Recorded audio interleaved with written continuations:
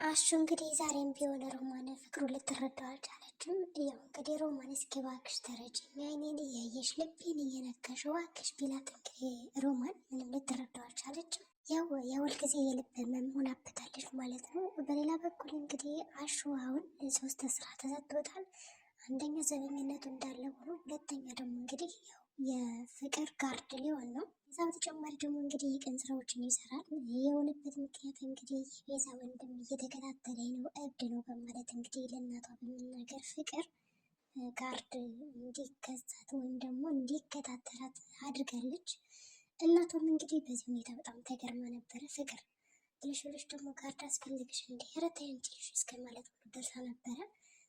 ግን ደግሞ እማዬ እውነቴን ነው ይህ ልጅ ጤነኛ አይደለም፣ በጣም እየተከታተለኝ ነው ስትላት፣ ያው እናት እንግዲህ ለልጇ ያላትን ፍቅር ስለምታውቅ እሺ በማለት እንግዲህ አሹ እንዲከተላትና ትምህርት ቤት ስትሄድ ደግሞ አድርሷት እንዲመለስ ታደርገዋለች ማለት ነው። አሹም በመጀመሪያም ቢብሎ ነበረ፣ ምክንያቱም ትልቅ ልጅ ነች የለሷ ጋር መሆን አልችልም ብሎ ቢስማማ፣ ግን ደግሞ ያው ትይን ስለሚያከብራት ፈቅዶ በፈቃደኝነት እንግዲህ እንደሚያደርሳት ቃል ገብቶላታል። ለመሆኑ ፍቅር ግን ትምህርት ቤት ትሄዳለች እንዴ ወይ ዝም ብላ በርጋ ነው እየደረሰች የምትመጣው?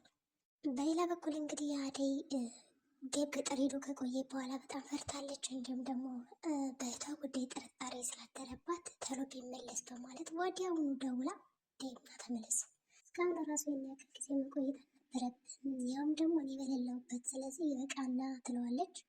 እንግዲህ ዴብ ደግሞ አደይ ካለች ማይልና ወዲያውኑ ሻንጣውን ይዘው ይሰናበታቸዋል። እንግዲህ የአደይ እናት እኔ ልሄድ ነው ቻው በቃ ደህና ዋይ ብሎ ሲናገራት፣ ቆይ ግን ለምንድን ነው የምጠብትን ጉዳይ እኮ ራሱ አላጫወትክም ትለዋለች። ዴብ ግን በቃ ሌላ ጊዜ አጫውትሻለሁ በማለት ነበር የወጣው። እንግዲህ የአደይ አባት ደግሞ ምንም ነገር ከፈለግ እኔ ከጎን ነኝ ዝግጁ ነኝ፣ ግን ደግሞ ወደኋላ ስትል እንዳትቀደምና ፈጠን አድርገው የመጣበትን ጉዳይ በማለት ለዴብ ይነግረዋል ማለት ነው። ዴብም እንግዲህ እንደዚህ ባጭሩ ሲስማማለት፣ ቆይ ይህ ዳይመንድ ምን ቢለው ነው ይህን ያክል እንደው ተሎ በል ያለኝ በማለት ያው ራሱን በጥያቄ ሲያፋትን ነበረ። ዳይመንድ እንግዲህ በደንብ ነው አባቷ እንዲስማሙ ብዙ ነገሮችን ያደረገለት፣ በጣም የተጋነነ ነገር ነው የነገረው። ከዛ አንጻር እንግዲህ ራስ ወዳድና የጥቅም ሰው ስለሆነ የአደይ አባት ደግሞ በትንሹ እሺ ብለው ተሸንፈው አምነዋል ማለት ነው። በሌላ በኩል እንግዲህ አለልኝና ጫኔ እኔ የሰው አሽከር ሆኖ መኖር በጣም መሮኛል በማለት እንግዲህ ለጫኔ ይነግረዋል ማለት ነው። አለልኝ እንግዲህ ዋክተው ይህን ሰው አብረናቸው እንሂድ፣ እስከዛሬ ድረስ አብረን ኖረናል፣ ከዛ በተጨማሪ ደግሞ እነሱ ሲረዱ ቆይተዋል፣ ለምንድን ነው እንደዚህ የምታከል ነው እያለውም ነበር። አለልኝ በአሁኑ በጣም ተዘላሽቶ ምንም አይነት ክብር ለማይሰጠኝ ሰው የሚያክል እኔ መድከም የለብኝም፣ ይልቅና ቦታችን ያዛንተም እያለው ነበር። ግን ደግሞ ጫኔ እምቢ ብሏል። ከአደይ አባት ጎን መቆም ያለብኝ ምንም ቢሆን ይህን ያክል ዓመት አብሬ ስታዘዝ ኖሬ እንዴት ነው አሁን እምቢ ብላቸው ማለት እያሰበ ነው ያለ። እንግዲህ በሌላ በኩል ብርሃን ያው ዴብን እንደምትወደው ለእናቷ ነግራታለች። እናቷን በጥፊ መታት ነበረ። ይሁን እንጂ ዛሬ ደግሞ ዴብ እኔ አደይን አፈቅራታለሁ እኔ እና እሷ ልንጋባ ነው ብሎ ሲነግራት በጣም ነበር ደርቃ የቀረችው፣ አላመነችም ሁሉ። በሌላ በኩል እንግዲህ ሊሊና ባቡሬ ያው ተፋቅረዋል። ነገር ግን ፍቅራቸውን ሊገላለጹ አልቻሉም። እንግዲህ ባቡሬ ባገኘው አጋጣሚ እየሄደ መላትም አልተውም አላቆምም ከሊሊ ጋር ማለት ነው። የተለያዩ ጃንዞችን ይጠቀምና ያቅፋታል፣ ይሰማታል። አረ ስንቱ ብዙ በጣም የሚወራ ነገሮች አሉና ብቻ እንግዲህ ባቡሬ ፈጠን ብለ ብትነግራትና ፍቅርን ብትገልጽላት አሪፍ ነበረ። ሊሊም እንደዚህ በቅናት ትብናረር ከምትል ደግሞ ማለት ነው እንግዲህ የቀናቸው ነገር ነበር አይደል? እስኪ አደይና ዴብ መጀመሪያ ይጋቡና ቦታ ይልቀቁለት ሲል እንግዲህ እንዴት ልታገባ ነው የጠየቀችው ጥያቄ ነበረ። እሱም እንግዲህ ያው መችስ ቆሜ አልቀርም በማለት ነበር የመለሰላት። እንግዲህ ቀጣይ ደግሞ ሊሊና ባቡሬን ሞሽራቸዋለን ማለት ነው።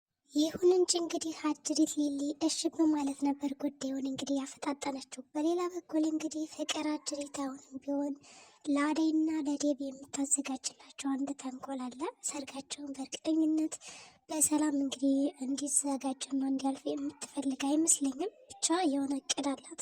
እንግዲህ አደይም ክፍት ብሏታል። ዴብ በጣም ናፈቀኝ ሲጀመር ብቻውን መላክ አልነበረብኝም ገጠር እያለች እንግዲህ ያው ታጨንቃ ነበር።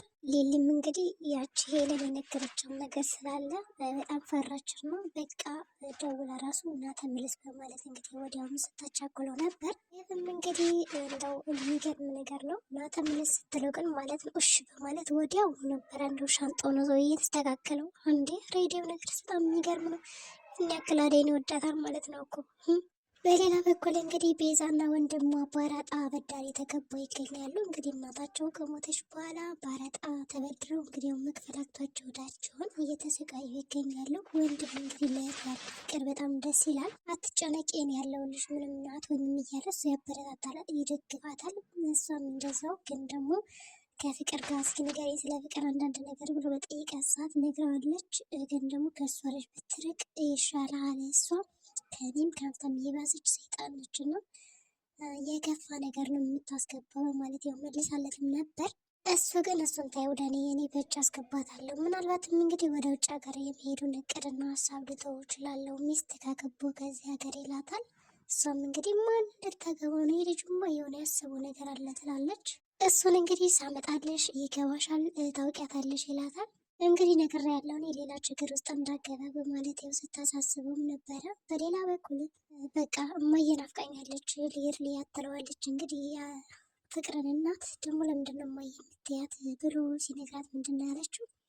በቃ እናቴ ነው የምትመስለኝ፣ እናታችን ነው ሲጀመር የምትመስለው፣ ቁጣዋ፣ ሰው አማኝነቷ፣ ሰው የሚላትን ነገር ታምናለች ምናምን ትመክራለች ትለዋለች።